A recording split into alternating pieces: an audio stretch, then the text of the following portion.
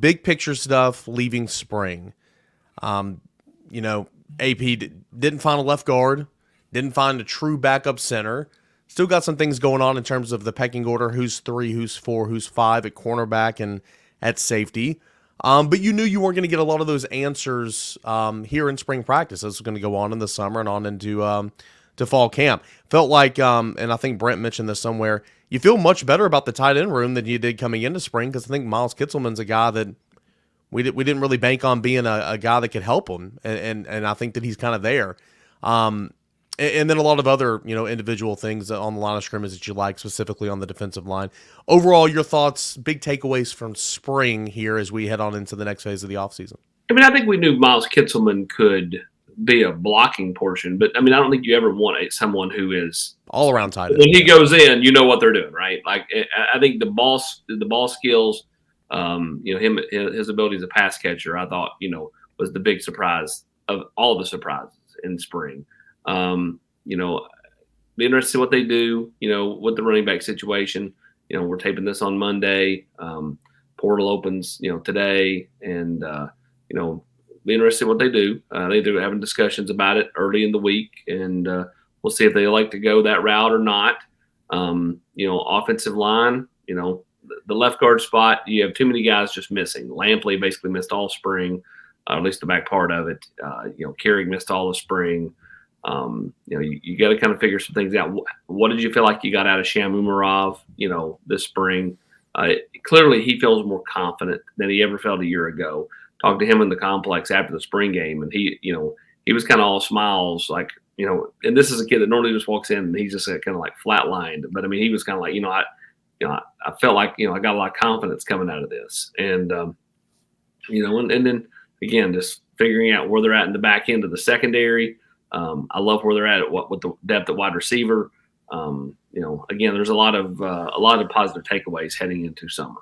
I think the biggest blessing for that offensive line is all those young guys got beat up.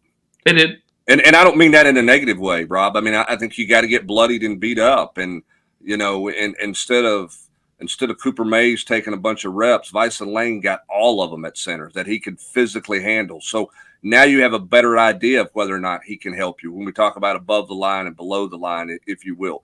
Same thing with those freshmen and the redshirt freshmen. I mean, to me, the spring was a blessing for the offensive line, because you're either going to have depth there, Rob, or you're going to sit there, you're coming out of spring going, all right, none of these guys aren't close.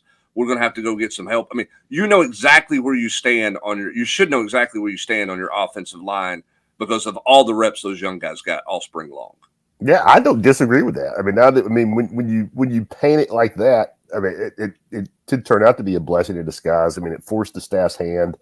You had a bunch of kids who had never played, any, or at least a lot of meaningful snaps in the SEC going against, one of the deepest, most experienced lines in the SEC, on a daily basis. So if you don't get better from that, Hubbard, if kids don't improve, then coaches, like you say, you at least know that you got to go find somebody. Because, if you don't, like AP's talking about, I mean, it sounds like Umarov, like that was great for him. Now, it may not have been great for somebody else. But if it wasn't, then those kids got exposed over the last month, I would guess.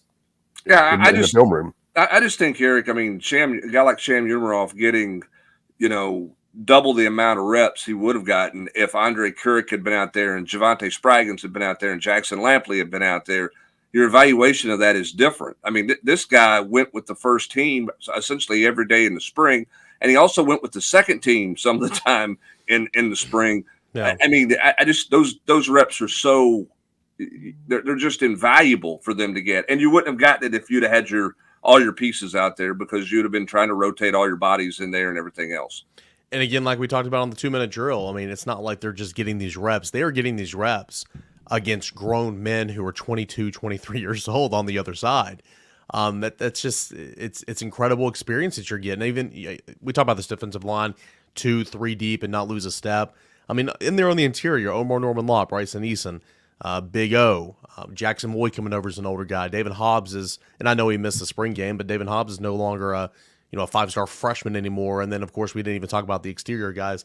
Elijah Simmons, big body guy. I mean, you are getting tons and tons of work over experienced guys. And so, Yeah, I think that's great for a guy like Sham. I think it's great for a guy like Bison Lang, Williams Satterwhite. Pick your poise, Max Anderson, Jesse Perry, all those guys. It's only going to help them for sure, and especially those guys who will be in real contention to help this team out in the fall, like a Sham that you mentioned.